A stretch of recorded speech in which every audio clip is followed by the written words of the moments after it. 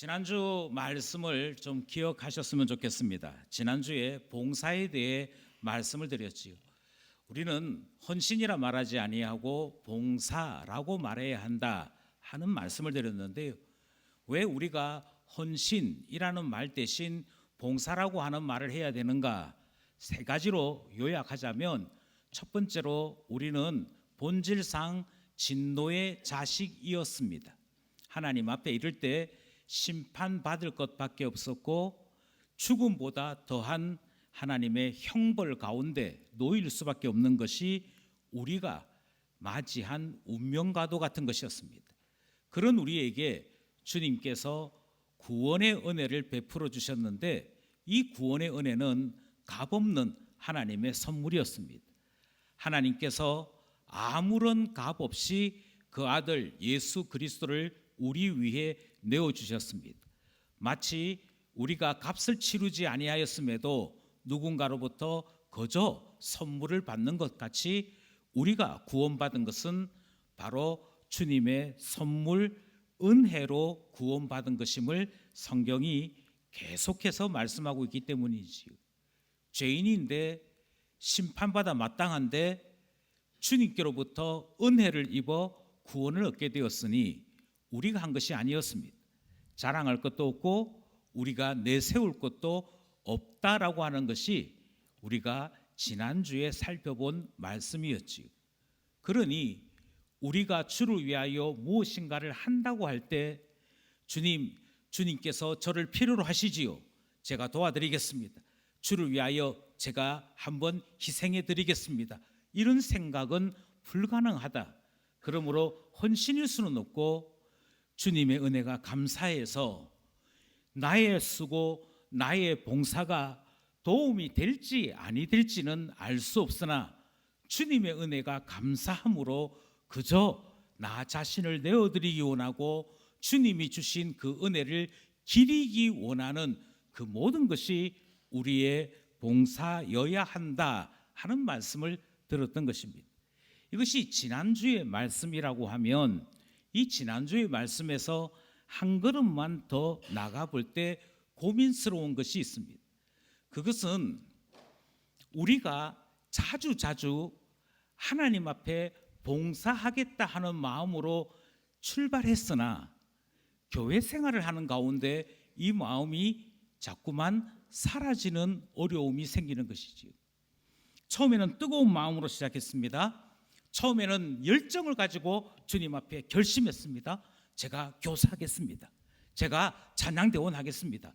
제가 주차 안내, 주차 봉사 하겠습니다. 차량 운행 제가 하지요. 주방 봉사 제가 하지요.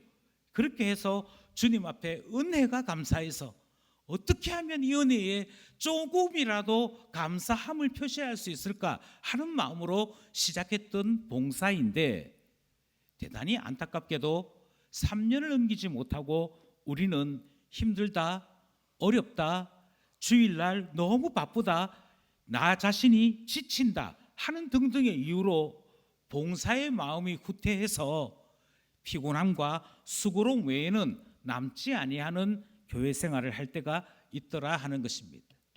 오늘은 바로 이 문제에 대해서 생각해 보고자 합니다. 오늘 우리는 이 문제를 제가 고시부에서 장로 면접 때 했던 두 번째 질문과 연결해서 생각하려고 하는 것인데요. 두 번째 질문 혹시 생각나시는지요? 두 번째 질문은 이런 것이었습니다. 집사 때의 봉사와 장로 때에 행하는 봉사는 같은 봉사인가 다른 봉사인가 라는 질문이었지요.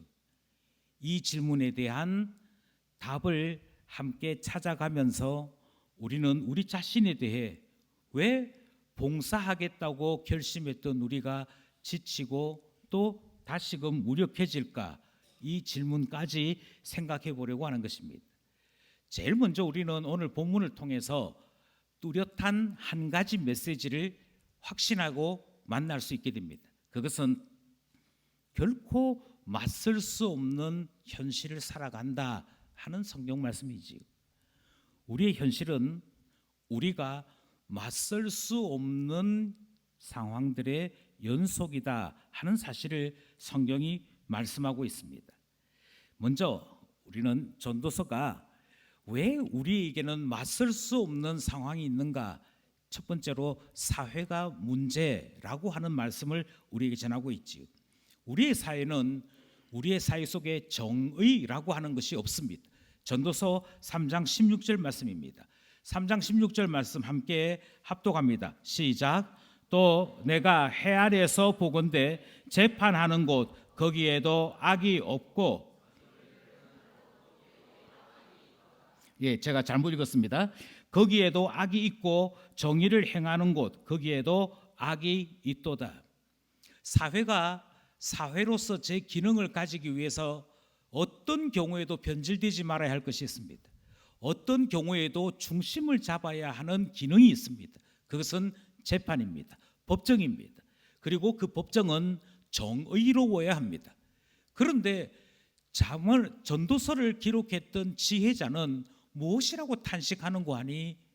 이 세상이 어떤 곳인지 내가 자세히 살펴보니 어느 정권, 어느 시대, 누가 주권자인지 상관없이 해 아래에 있는 모든 재판 장소에는 악이 있더라 하는 사실을 밝히고 있습니다.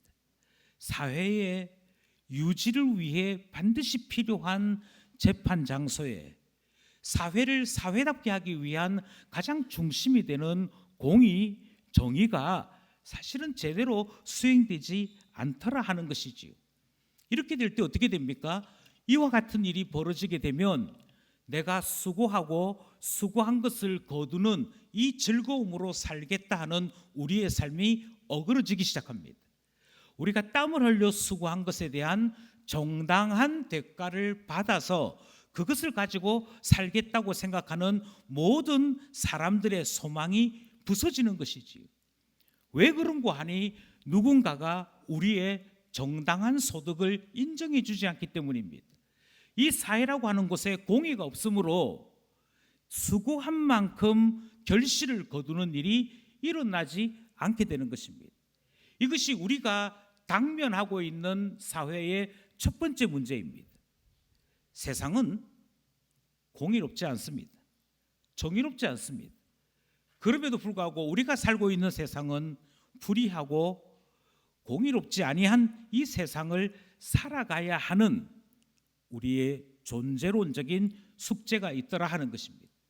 이것만 해도 큰 고민일 것 같습니다. 그런데 전도서가 3장에서부터 우리가 당하고 있는 현실이 얼마나 위험천만한지를 또 하나 소개합니다. 그것은 우리 모두가 다 죽을 수밖에 없는 운명이다 하는 사실이지요. 전도서 3장 19절 말씀입니다. 역시 한 목소리로 합독하겠습니다. 시작.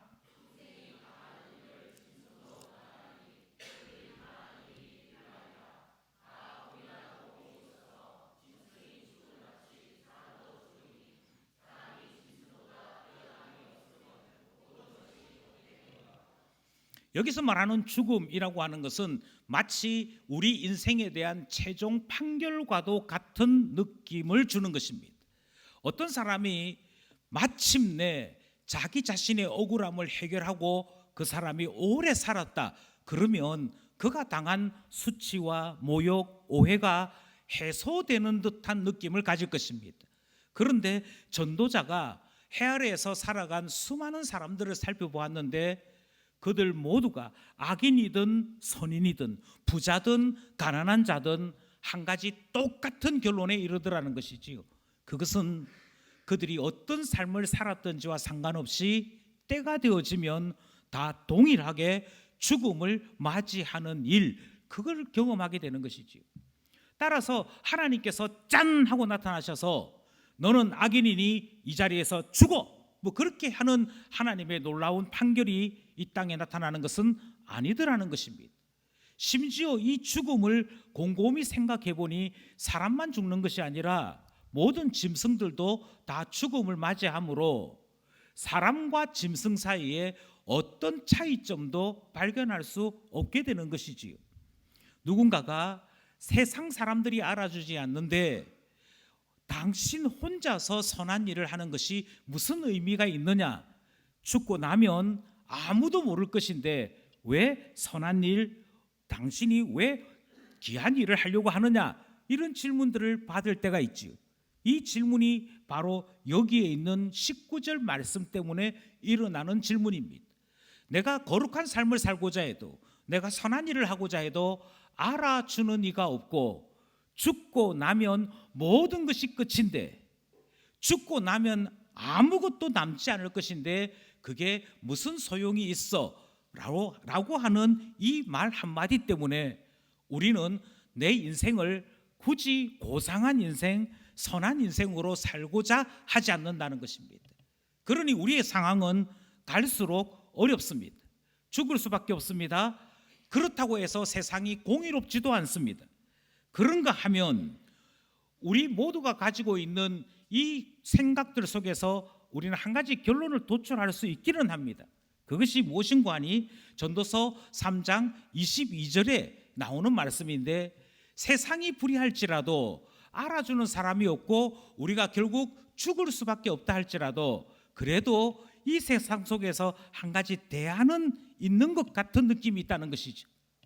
그것이 무엇인가 하니 3장 22절인데 역시 한 목소리로 함께 합독하고자 합니다. 시작.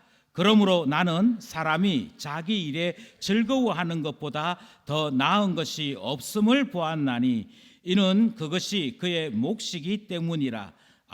그의 뒤에 일어날 일이 무엇인지를 보게 하려고 그를 도로 데리고 올 자가 누구이랴.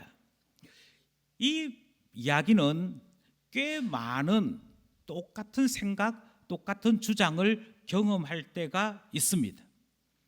많은 사람들이 이렇게 생각하는 것이죠. 아니, 세상이 불의할지라도 나는 나에게 주어져 있는 내 일 즐거워하고 이 세상에서 출세하거나 이 세상에서 잘 될 생각 없이 그저 소박한 내 인생 살다가 때가 되면 죽으면 되지, 뭐 그것에 대해서 분노하거나 답답해할 필요가 있겠느냐. 그저 자기 일 즐거워하고 자기 즐거움을 누리다가 사는 것, 그게 진짜 잘 사는 인생이지 라고 생각한다는 것입니다. 그러니 이런 사람들에게는 죽음도 사실 겁나지 않습니다. 모리와 함께한 화요일이라고 하는 책이 있습니다. 이 책은 죽음을 받아들이고 죽는 날까지 행복하고 즐겁고 소망 가운데 사는 것이 진정으로 죽음을 맞이하는 사람의 태도다라고 하는 것을 주장했던 모리라는 사람의 방송 녹화 기록을 책으로 옮긴 것입니다. 이 사람의 책을 보고, 영상을 보고 많은 사람들이 죽음을 대수롭지 않게 생각하기 시작합니다. 그 죽으면 죽는 거지 뭐. 죽는 날까지 괜히 내가 죽게 되는데 내가 죽고 나면 어떻게 하지 이렇게 떨지 말고 죽는 그 순간까지 즐거워하면 된다라고 생각하려고 하는 사람들이 늘어나기 시작했습니다. 그러나 다시 질문합니다. 가능하겠습니까? 과연 이것이 우리가 이 세상을 살아가면서 맞설 수 없는 환경 가운데 살고 있는 우리에게 주어진 유일한 대안이겠습니까? 여러분, 인생 뭐 별거 없습니다. 교회 왜 오십니까? 마음 편하고자 오시는 거 아니겠습니까? 그러니 사는 날 동안 행복하십시오. 사는 날 동안 즐기십시오. 다른 사람 눈치 보지 마시고 인생을 즐기다가 때가 되면 죽는 것이지요. 이 이야기에 수긍하신다면 우리는 그 다음 전도서가 우리에게 전하는 말씀에 귀를 기울여야 합니다. 전도서는 그럼에도 불구하고 이게 되지 않는다라고 가르칩니다. 왜냐하면 학대가 일어나기 때문이죠. 그것이 전도서 4장 1절의 말씀입니다. 가만히 내버려 두지 않습니다. 나는 이렇게 살고 싶어요. 내버려 두지 않습니다. 저는요, 다른 욕심은 없고요, 농사나 지으면서 살려고 합니다. 그게 마음대로 되느냐는 것이지요. 나는 소박한 마음을 가졌고 조금만 결실을 거두면 되니 더 이상 내가 이 세상을 사는 동안에 괴로울 일이 없을 것이다. 전도서 4장 1절의 말씀을 찬찬히 한번 생각해 보십시오. 4장 1절입니다. 합독합시다. 시작. 내가 다시 해 아래에서 행하는 모든 학대를 살펴보았도다. 보라, 학대받는 자들의 눈물이로다. 그들에게 위로자가 없도다. 그들을 학대하는 자들의 손에는 권세가 있으나 세상을 살 때 많은 청년들은 조금 전에 들었던 그 말씀을 자꾸만 붙잡습니다. 아이고 아버지는 왜 부자가 되지 못하셨습니까? 나는 이러이러한 이유로 부자가 되지 못했어. 나는 아버지도 모셔야 됐고 어머니도 모셔야 했고 우리가 자라나는 세대는 우리가 자랄 때에는 이 급여라고 하는 것이 넉넉지 못했으므로 아침에 해 뜰 때부터 밤 늦게까지 수고해도 한 가족 먹여 살리기가 힘든 지경이었어. 그러니 정말 새벽종 울리는 그때부터 일하고 해도 뼈골이 빠지도록 일해도 부자가 될 수 없는 시대였어. 이런 이야기를 하기 시작하면 자라나는 학생들은 이 코드숨을 치기 시작합니다. 저는요 일찍 장사를 할 겁니다. 일찍 돈을 벌 겁니다. 저는 유튜브 할 건데요, 제가 유튜브를 해서 100만 구독자만 생기면 한 해에 수입이 이만큼 생깁니다. 아버지처럼은 안 살 겁니다. 어머니처럼은 안 살 겁니다. 이렇게 생각하는 것이죠. 이게 무슨 생각이냐면 내가 이런 아이디어로 이 세상을 이렇게 살면 당연히 이만큼의 소득, 이만큼의 결과가 있을 것 같다라고 하는 우리의 희망적인 생각들을 우리의 삶에 반영시키는 것입니다. 그런데 우리는 그런 생각을 가진 사람을 두고 세상을 모르는 청년들의 생각이라고 말하지 않습니까? 왜 그렇습니까? 세상이요 내어버려 두지 않는다니까요. 저 친구가 열심히 일해서 돈을 많이 벌었어. 내어버려 두지 않습니다. 히살리숭이라고 하는 축구 선수가 있습니다. 이 선수가 골을 넣고 눈물을 펑펑 흘렸더랬습니다. 눈물을 펑펑 흘렸던 이 사람이 기자들 앞에서 왜 지난 시간 동안 부진한 삶을 살았느냐, 왜 골이 나오지 않았느냐 하는 것에 대해 두 가지를 이야기를 합니다. 하나는 이 소위 말하는 입스가 온 것이죠. 잘 차고 공 차는 게 너무 쉬웠던 그런 때가 있었는가 하면 어느 날 갑자기 공 차는 게 생각만큼 되지 않으면서 자신감도 떨어지고 자기 자신의 폼도 무너지기 시작하는 그런 것을 경험했습니다. 그러니까 축구의 기술적인 문제가 하나 발생했습니다. 그런데 그 다음 문제가 더 컸습니다. 히살리송이라고 하는 이 브라질 선수가 프로 축구 선수가 되면서 돈을 벌었다 하는 소문이 들리자마자 자기 주변에 있는 모든 사람들이 다 자기에게로 연락하기 시작하는 겁니다. 내가 너의 무엇이 되는데, 내가 너 어릴 때 어떻게 했는데, 그러면서 다 한결같이 요구하는 것이 너 부자 되었다며 돈 좀 나에게 보내줘.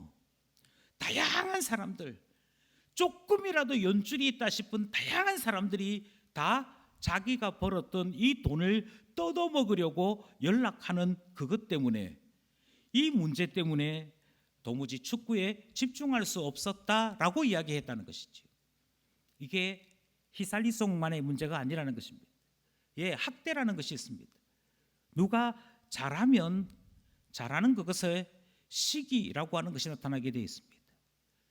학대이지요.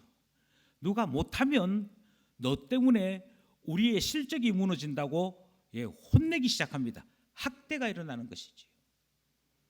학대받는 자들에 대해서 덤벼들 수 없습니다. 왜냐하면 전도자가 살펴보았더니 학대하는 자들에게는 한 가지 공통점이 있는데 그들의 손에는 권세라고 하는 것이 있어서 반항하면, 덤벼들면 더 큰 폭력으로 되갚는 일이 이 사회에는 존재하더라 하는 것이지요. 그래서 범죄인 줄 알면서도 저 사람이 나한테 이렇게 나쁜 짓 했어요 라고 고발하지 못하고 고소하지 못하고 항변하지 못하는 일들이 일어납니다. 왜냐하면 더 큰 보복을 당할까 봐 함부로 말하지 못하는 문제가 생기는 것이지요. 그것이 사회입니다. 그것이 우리가 살고 있는 우리의 세상이라고 성경이 말씀하고 있고 전도자가 우리에게 말씀하고 있습니다. 우리는 이 말씀을 대하면서 우리의 살아왔던 지난날의 삶들을 생각하게 됩니다. 동시에 이 세상을 살아가야 될 우리의 자녀들에 대해 염려하는 것이지. 우리의 자녀들도 이와 같은 세상을 살아가게 될 텐데 어떻게 하지? 라는 고민을 하게 되는 것 아니겠습니까? 더 심각한 것은 이것으로 끝나는 것이 아니라 문제는 또 있다라고 성경이 말씀하는 것이지요. 오늘 우리가 읽었던 본문 7절 8절 말씀입니다. 7절 8절이 우리에게 소개하는 문제를 다시 한번 우리가 읽기를 원합니다. 먼저 7절입니다. 7절 말씀 시작. 내가 또다시 해 아래에서 헛된 것을 보았도다. 7절 우리의 본문이 출발하면서 끝난 게 아니라고 얘기합니다. 또 있다. 이것이 중요합니다. 지금까지 우리가 보았던 그 문제만 해도 엄청나게 고민스러운데 또 있다는 것입니다. 8절입니다. 8절 시작. 어떤 사람은 아들도 없고 형제도 없이 홀로 있으나 그의 모든 수고에는 끝이 없도다.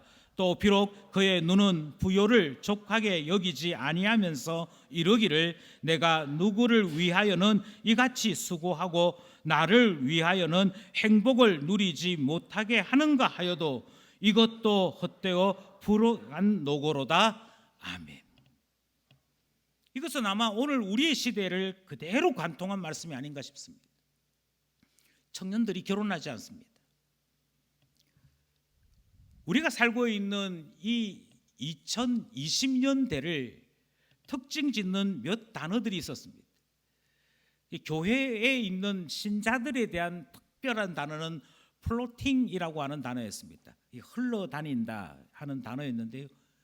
교회를 정해놓고 신앙생활을 일정하게 훈련받으면서 하는 것이 아니라 오늘은 이 교회, 오늘은 저 교회 흘러다니는 특징이 현대 신자들에게 있어서 2020년대가 들어서면서 플로팅이라고 하는 단어가 기독 신자들에게 붙여진 특징으로서의 단어가 되기 시작했습니다. 우리 사회에 등장한 새로운 용어가 하나 있는데요. 핵개인 시대라는 단어가 등장했습니다. 개인이 아니고 핵개인 시대입니다. 핵개인 시대가 가지고 있는 특징이 무엇이냐면 형제도 필요 없고 부모도 필요 없고 어떻게 해서든지 나만 잘 살면 된다라는 생각입니다. 결혼은 아예 꿈도 꾸지 않습니다. 결혼을 왜 합니까? 힘들게, 어렵게.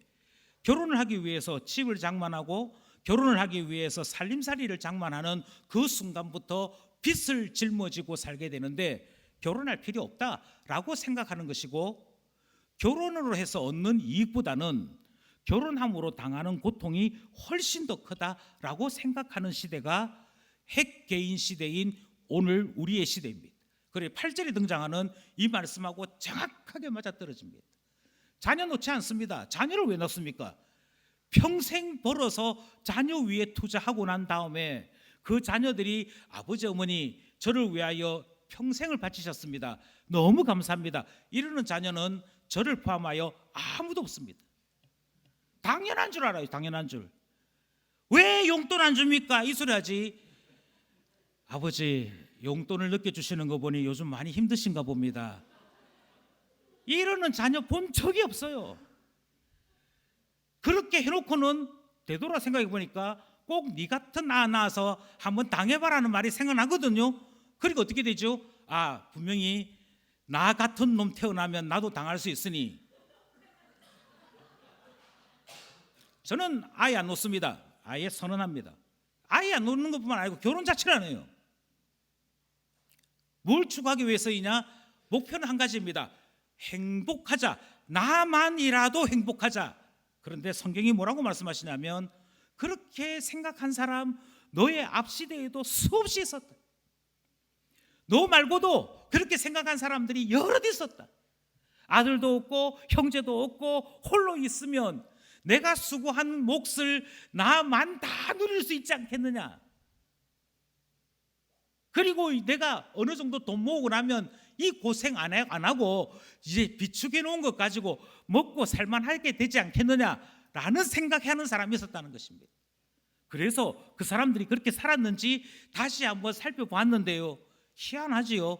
가족을 부양하며 사는 사람이나 혼자 살고 있는 사람이나 다 행복하지 않아 하는 결론은 똑같더라는 것입니다.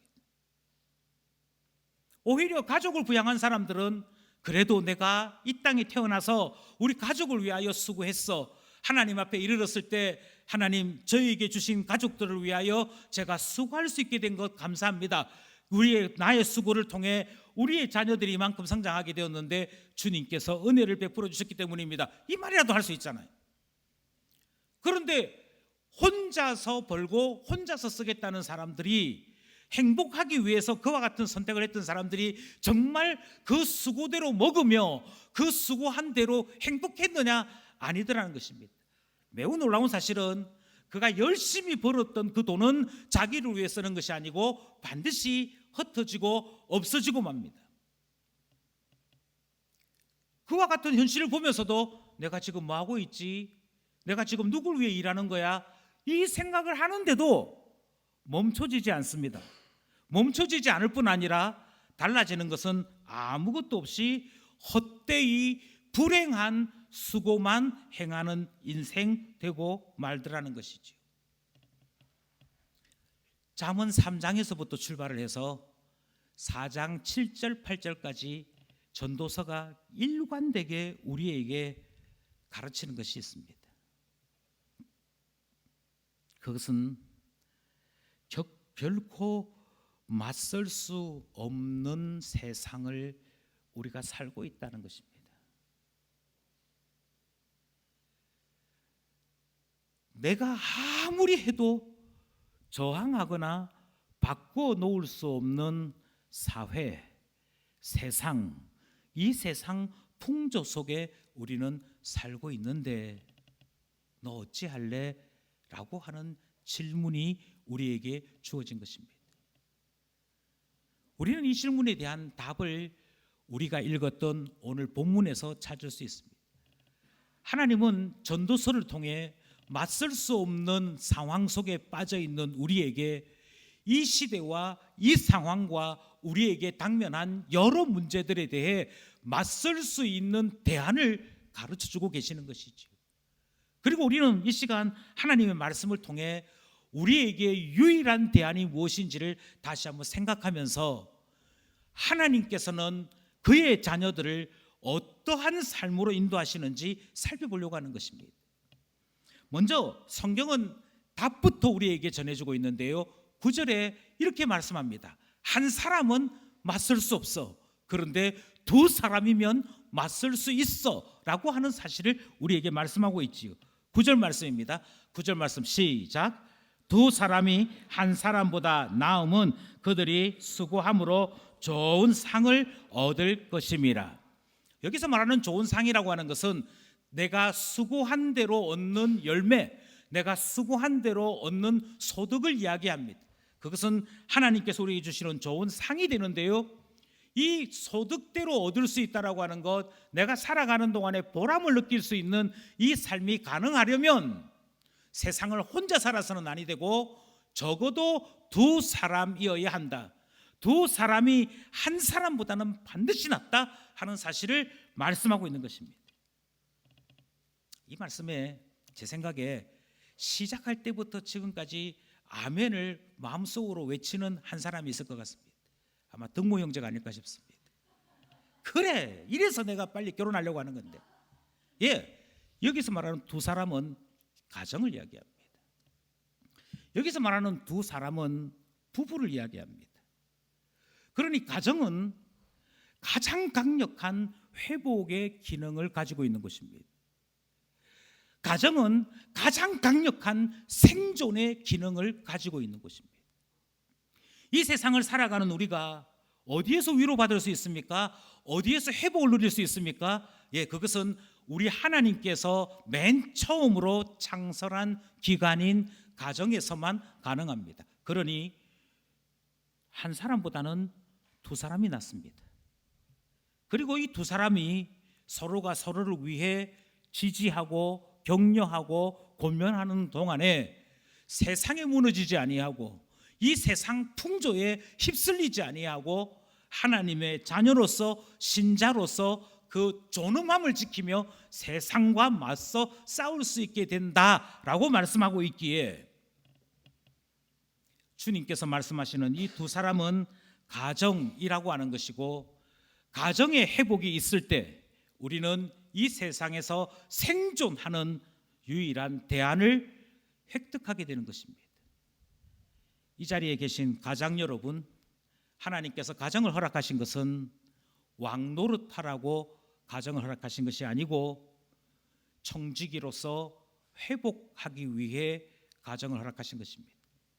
우리에게 주어져 있는 사명, 우리에게 주어져 있는 소임을 다시 한번 생각하시면서 한 사람보다 더 나은 두 사람이 있는 가정으로서의 아름다움을 회복하는 우리 모두가 될 수 있기를 소원합니다. 한 사람보다 두 사람이 낫다고 그랬잖아요. 그런데 성경은 두 사람에 대한 이야기를 우리에게 쭉 하다가 두 사람보다는 세 사람이 낫다라고 말씀하십니다. 그러니까 더 나은 대안이 있다라고 우리에게 말씀하시는 것으로 오늘 본문이 끝을 맺습니다. 그게 12절 말씀입니다. 12절 말씀 시작. 한 사람이면 패하거니와 두 사람이면 맞설 수 있나니 세 겹줄은 쉽게 끊어지지 아니하느니라. 한 사람보다는 분명히 두 사람입니다. 한 사람은 무조건 패합니다. 한 사람 혼자서는 이 세상과 더불어 당해낼래야 당해낼 수 없는 어려움을 만날 수밖에 없습니다. 한 사람이면 패하는데 두 사람이면 맞설 수 있습니다. 이긴다까지는 아니지만 두 사람이면 하다못해 용이라도 쓸 수 있습니다. 힘내라 남편 이러면서 서로 도와주고 격려하는 가운데 어찌 해볼 방법이 있다는 것입니다. 맞설 수 있는 정도가 아니고 이기려면 어떻게 해야 되느냐. 이 세상에서 우리가 살아있음을 보이고 우리의 존재를 드러내기 위해서는 뭐 해야 되느냐. 그 위해서는 세 겹줄이 필요하다. 예전에는 이게 삼겹줄로 했거든요. 그때는 이 말씀을 읽을 때 맛이 느껴졌는데 세 겹줄 이러니까 좀 사실 이게 좀 거리가 있는 느낌이긴 합니다. 그런데 이게 국어 표현상 이게 맞다고 그래요. 그래서 세 겹줄. 왜 세 겹줄이 왜 중요하냐? 세 겹줄은 쉽게 끊어지지 않는다라고 말씀하므로 거의 이 세상과 맞서 싸울 수 있는 유일한 대안이며 강력한 대안인 것을 우리에게 소개하고 있습니다. 핵심이 뭐냐면요, 일단 개인은 아니라는 것입니다. 다시 말씀드립니다. 나 혼자 어찌 해보겠다 그렇게 생각하시면 내가 이미 패배할 것을 염두에 두고 살아간다 그렇게 보시면 됩니다. 교회에 등록하지 않는 사람들이 많이 있습니다. 플로팅 신자예요. 떠다니는 신자. 이 교회에 속하지 않습니다. 저 교회에 속하지 않습니다. 오늘은 이 교회 한번 가볼까? 오늘은 저 교회 한번 가볼까? 그게 개인이 신앙생활하는 것입니다. 개인 신앙생활이 왜 힘드냐면요, 왜 문제가 되느냐면요, 나 자신이 나 자신을 그나마 유지할 때는 신앙생활 제법 하는 것 같습니다. 무너질 때는 확 무너집니다. 무너질 때는 여지없이 무너집니다. 그래서 성경은 아예 대놓고 못을 박습니다. 한 사람이면 당연히 패한다. 무너진 거다. 이미 진 것이다. 그의 인생이 허물어진 것이다. 다른 방법이 없다라고 말씀합니다. 다른 사람 필요하다는 얘기죠. 인생은 결코 혼자일 수 없습니다. 우리가 한자 배울 때 사람인자 배우면서 늘 했던 이야기잖아요. 한 획을 긋고 여기에 사람이 있는데, 근데 사람이란 그 사람을 받쳐주는 또 다른 사람이 있어야 사람인자 돼. 이 이야기를 그냥 한 귀로 듣고 한 귀로 흘리지 마십시오. 인생을 살아본 모든 지혜자들은 다 한결같이 이 말을 합니다. 혼자서 결심한다고 결단한다고 뭘 되는 것 같지? 아니야. 절대 그렇지 않아. 개인은 패할 수밖에 없습니다. 나 혼자 생각하고 나 혼자 결정 내리고 나 혼자 무엇을 열심으로 산다고 해서 답이 있는 것 같이 느껴지지만 그게 자유라고 이름 붙여서 대단한 삶인 것 같지만 성경 말씀은 분명하게 한 사람이면 패한다라고 말씀하고 있습니다. 다른 사람이 필요한 것이지. 다시 말씀드립니다. 다른 사람이 필요합니다. 여기서 저는 처음에 드렸던 질문을 다시 한번 생각하고자 합니다. 장로 고시부에서 저는 두 번째 질문을 했습니다. 두 번째 질문은 집사 때의 봉사와 장로 때의 봉사는 같은 봉사인가 다른 봉사인가 라고 말씀을 드렸습니다. 답은 같은 봉사가 아닙니다. 거기에 계신 많은 분들이 하나님께 대해서 봉사하는 것이므로 근본상 같은 것이라고 생각합니다. 이렇게 대답을 하셨습니다만 그 대답이 틀렸다라고 말씀드리지는 않는다 할지라도 같은 봉사이지는 않습니다. 주님께 향한 봉사라는 공통점을 가지고 있다 해도 근본적으로 다른 봉사입니다. 왜 그렇습니까? 이것을 알기 위해서 우리는 교회에 대해서 다시 한번 공부할 필요가 있습니다. 하나님께서는 교회를 만드셨습니다. 다른 사람들이 있는 곳을 만드신 것입니다. 그래서 한 사람이 조용히 큰 예배당에 와서 뒷자리에 앉아서 예배드리다가 조용히 집으로 돌아가는 것을 신앙생활이라고 말하지 않게 하셨습니다. 그거는 예배를 보러 온 것이지 신앙생활 한 게 아닙니다. 신앙생활은 철을 날카롭게 하듯이 이 공동체 안에서 이 사람 저 사람이 섞여서 서로가 서로에 대해 부딪히고 섞이고 그러는 사이에 부드러워지고 작품이 되고 아름답게 변화되는 이 모든 것을 우리는 신앙생활이라고 부르는 것이지. 바로 그것이 교회입니다.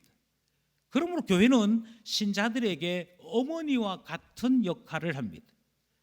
반드시 신자가 교회 안에 속해야 될 이유는 교회 안에서 수많은 사람들과 함께 거칠고 부딪히고 서로 섞이면서 신자답게 빚어지기 때문입니다. 이 놀라운 신비를 하나님의 영광이 교회를 통하여 나타난다라고 선언했던 에베소서 3장 14절에서 21절 말씀을 통해 확인할 수 있습니다. 이 시간에 이 본문을 읽지는 않겠습니다. 그러나 혹시라도 기억이 되시거든 시간이 날 때 에베소서 3장에 있는 말씀을 읽어보십시오. 거기에 교회 안에서 예수 그리스도 안에서 영광이 나타나게 된다 하시는 말씀을 읽을 수 있습니다. 그러니 신자가 신자답게 변화되는 곳이 교회입니다. 그것이 교회이므로 다른 사람들이 있는 교회는 대단히 중요한 곳입니다. 그런데 어떻게 교회는 그 안에 있는 사람들을 신자답게 만들게 될까요? 그저 교회 안에 속해 있으면서 예배드리고 기도에 참석하고 이곳에서 봉사와 예물을 드리면 신자답게 되는 것일까요? 그렇지 않습니다. 하나님께서 교회를 교회답게 하도록 직분자를 세우셨습니다. 교회가 교회로서 기능하기 위해서는 적어도 이 세 가지 직분은 있어야 돼. 그래야 교회가 교회다워져 라고 해서 세워진 세 개의 직분이 있습니다. 저는 오늘 전도서에 나오는 세 겹줄이 마치 우리에게 주어져 있는 세 가지 직분과도 같다라고 생각합니다. 그럼 다르게 말씀드려서 교회가 있는데 신자도 있고 목회자인 설교자도 있는데 장로님도 없고 집사님도 없다. 그러면 어찌 되지요? 그러면 교회이기는 하나 교회다운 교회가 될 수는 없다라고 말을 합니다. 우린 그것을 미조직 교회, 다르게 얘기하면 아직 교회다움을 갖추지 못한 교회라고 부르는 것이지요. 그래서 교회는 교회라고 불려지려고 하면 이 세 가지 직분은 항상 있어야 된다. 그것을 우리가 교회법에서는 항존직이라고 부릅니다.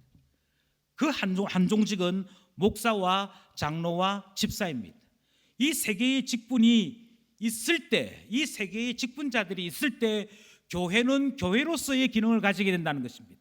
이 말을 다르게 얘기하면 거기에 교인들이 왔을 때 그 교인들이 그 교회 안에서 세상과 맞설 수 있는 하나님의 사람으로서 위로와 연대와 사랑과 회복을 누릴 수 있게 된다. 이 말씀을 하고 있는 것이거든요.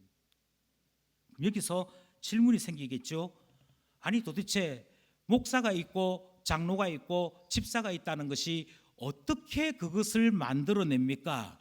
어떻게 그런 교회만이 교회다운 교회라고 불려질 수 있습니까? 이렇게 질문하게 될 것입니다. 여기에서 우리는 다시 한 번 더 장로라고 하는 직분이 어떤 일을 하는지 생각해야 할 것입니다. 장로가 뭐 하는 것입니까? 이렇게 물어보니까 장로는 겸손하게 목사님의 목회를 잘 도우면서 소리 소문 없이 자기 해야 될 일 잘하는 게 장로라고 다들 이야기하시더라고요. 굉장히 강조한 단어가 목사님을 도우면서. 제 아내에게 제가 한번 이렇게 말한 적이 있습니다.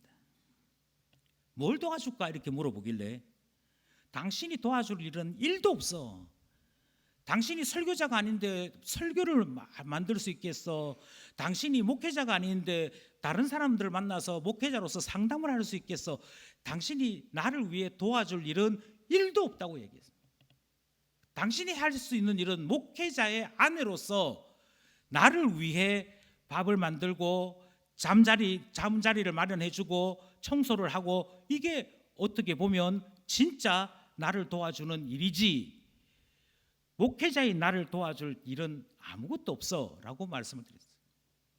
장로가 되시면 목사님을 도와 이렇게 생각하시면 장로 필요 없습니다. 목사를 도와주겠다고 하는 사람은 많거든요. 의외로 많거든요. 그러면 장로는 무슨 일 하는데요? 장로는 치리자입니다. 장로가 치리자라는 말은 다르게 말씀드리면 하나님의 말씀이 이러합니다 라고 선포되었을 때 하나님의 말씀대로 성도들이 사는지 아니 사는지를 감독하고 그 감독대로 때로는 격려하고 때로는 치리하는 일을 맡은 자를 우리는 장로라고 부르는 것입니다. 만약 하나님의 말씀을 들었음에도 불구하고 하나님의 말씀을 비방하거나 하나님의 말씀대로 살지 아니하는 신자가 있을 때 불러드리는 것이지요. 불러드려서 하나님 말씀 들으셨는데 왜 이렇게 살지 않습니까? 하나님 말씀을 들었는데 왜 당신은 여전히 세상 사람과 똑같이 살고 있습니까? 하나님 말씀대로 살아가실 때 하나님께서 당신에게 은혜를 주십니다. 당신에게 역사하십니다. 이와 같은 권면을 행하는 것, 그것이 장로의 직분입니다. 사람들은 종종 교회가 나를 위해서 뭐 해줬는데 라는 말로 교회를 비하할 때가 있습니다. 교회가 무엇을 해주는 곳이 아닙니다. 다시 말씀드리는데 교회는 새 직분을 통하여 일합니다. 새 직분을 통하여 일하는데 목사는 설교 잘하면 자신이 맡은 일의 90%를 한 것입니다. 장로는 죄 지었거나 신앙에서 벗어난 사람들에게 주님의 이름으로 책망할 때 자신의 일의 90%를 한 것입니다. 집사는 하나님께서 우리에게 주신 물질을 통하여 구제 잘할 때 자신에게 주어진 직분의 90%를 하는 것입니다. 이 직분들을 통하여 교회를 세우시게 하신 것이 하나님께서 교회에게 세운 질서요, 교회 안에서 신자를 만드는 하나님의 은혜입니다. 혼자일 때는 무너지면 쉽게 무너집니다. 그런데 내가 무너질 때 교회가 부르는 거죠. 너 잠깐 나와봐라. 제가 왔습니다. 너 요즘 신앙생활 왜 그래? 그게 교회가 돌보는 겁니다. 다르게 말씀드리면 하나님께서 직분자들을 통하여 나를 감찰하시고 나에게 책망하시고 내가 무너지지 않도록 붙잡으시는 겁니다. 줄로 단단히 깨우메어서 흔들리지 아니하도록 붙잡아두는 그 일이 누구를 통해 일어나느냐? 장로를 통하여 일어납니다. 그러니 집사 때의 봉사와 장로 때의 봉사는 같지 않습니다. 만약 교회 안에 교인들 중에 직업도 없이 그저 무의도식 하는 자가 있다면 장례집사들이 부르는 것이죠. 왜 당신은 헌금하지 않느냐? 왜 당신은 다른 일들을 위하여 봉사하지 않느냐? 우리를 보라. 우리도 열심히 일하고 헌금하여서 주의 선한 이름을 전하기 위해 구제한다. 그러니 당신도 열심히 일하여 거저 먹지 말라. 이런 일들은 집사의 봉사입니다.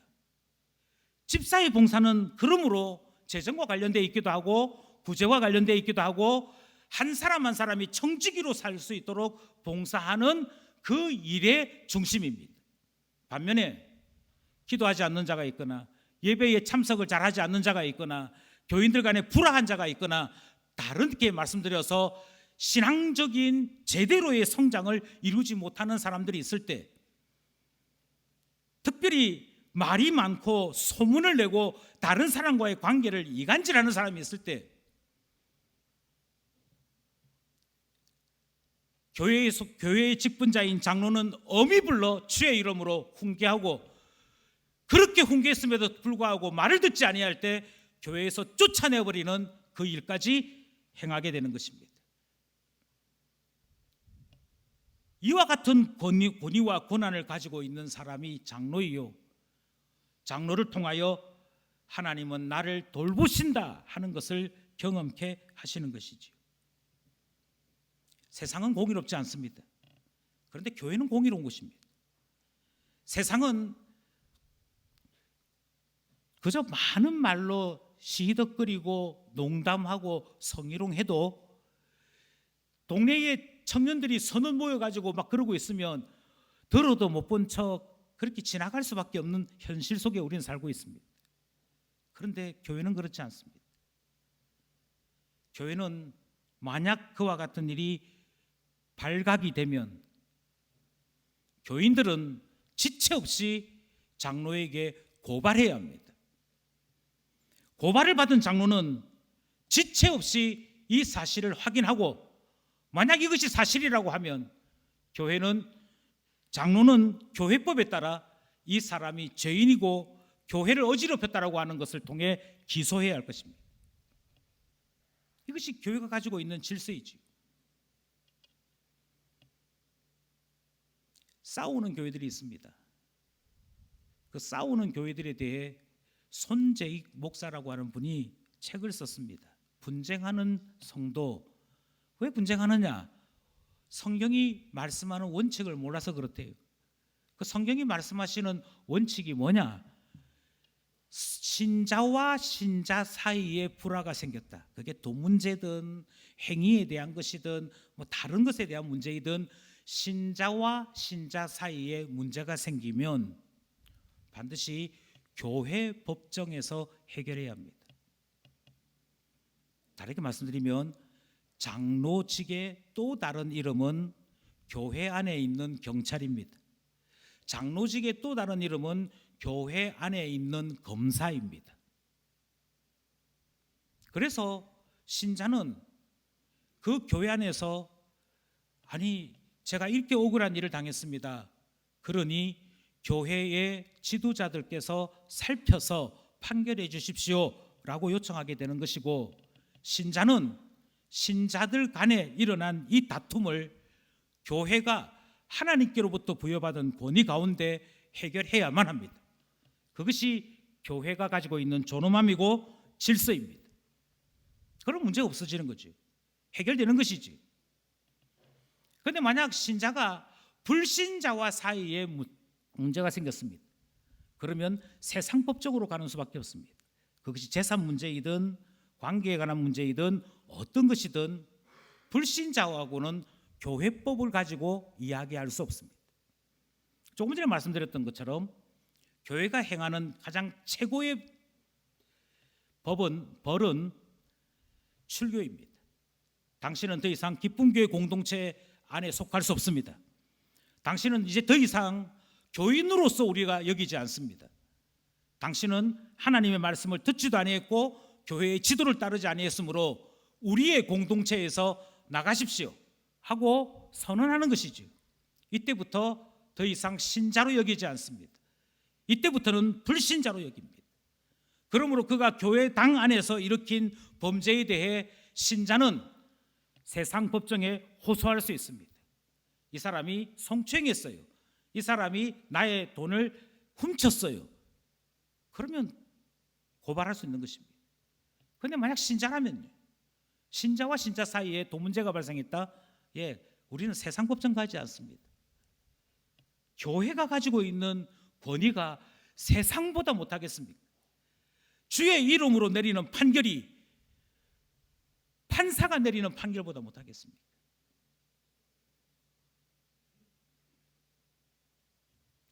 그러니 제 질문에 대한 답이 되었겠지요. 장로가 되시는 분들에게 장로가 무슨 일을 합니까? 라고 물어보는 것보다도 장로가 되고 난 다음에 봉사가 왜 집사 때의 봉사와 다른지 아십니까? 라는 질문을 던진 것인데요, 대단히 아쉽게도 이 질문에 정답을 이야기하신 분은 만나보지를 못했습니다. 예, 같지 않습니다. 장로는 교회를 교회답게 하고자 세우는 봉사직입니다.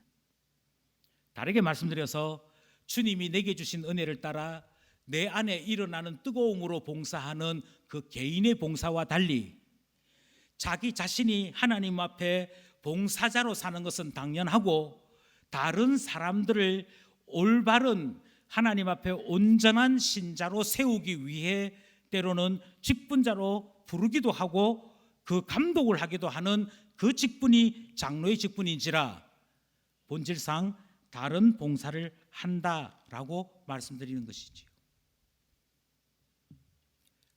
혼자 신앙생활 하지 않는다는 말은 하나님께서 이처럼 교회 안에 이런 제도도 마련해 두셨고 이런 절차도 마련해 두셨고 나 자신이 교회 안에 있는 항존직자들을 통하여 위로와 도움을 받도록 하셨음을 받아들이는 것입니다.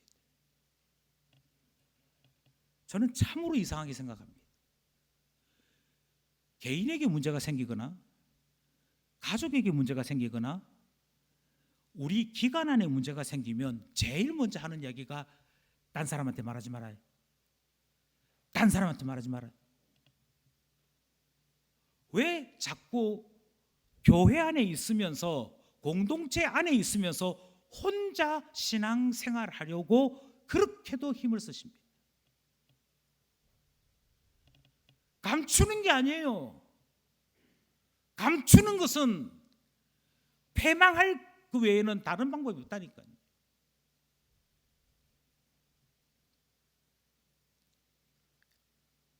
험한 세상 속에 살던 방법대로 교회 안에 살려고 하시면 교회를 누리지 못하는 거 아니겠습니까?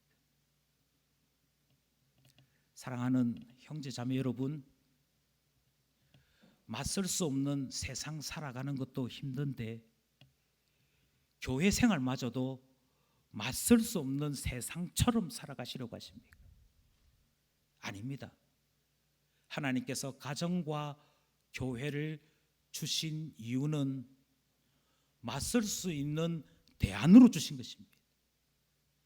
특별히 교회를 교회답게 내가 누리려면 다시 말씀드리거니와 공동체 안에서 공동체와 함께 신앙생활하는 이 길을 배우셔야 합니다.